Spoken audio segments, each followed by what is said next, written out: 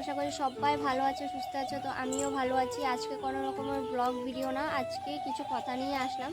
তোমরা অনেকে কমেন্ট করছো কয়েকদিন ধরে, দিদিভাই ব্লগ ভিডিও কেন দেখছো না?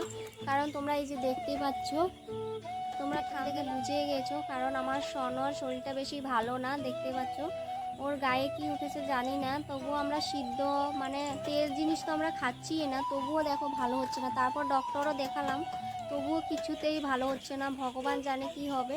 আর স্বর্ণকে দেখলে তো দেখো কীরকম লাগছে, দেখো ওর শরীরটা সারা গায়ে ঘাও হয়ে গেছে।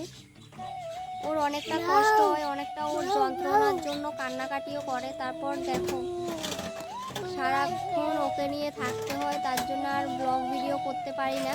তো তোমরা যদি কেউ জেনে থাকো এটা কি কমেন্টে জানাবে। দেখো সারা গলায়, তারপর মাথায়, মুখে দেখো অবস্থা নেই, দেখতেই পাচ্ছ। তো এখন ওকে বিস্কিট দিয়ে দিলাম।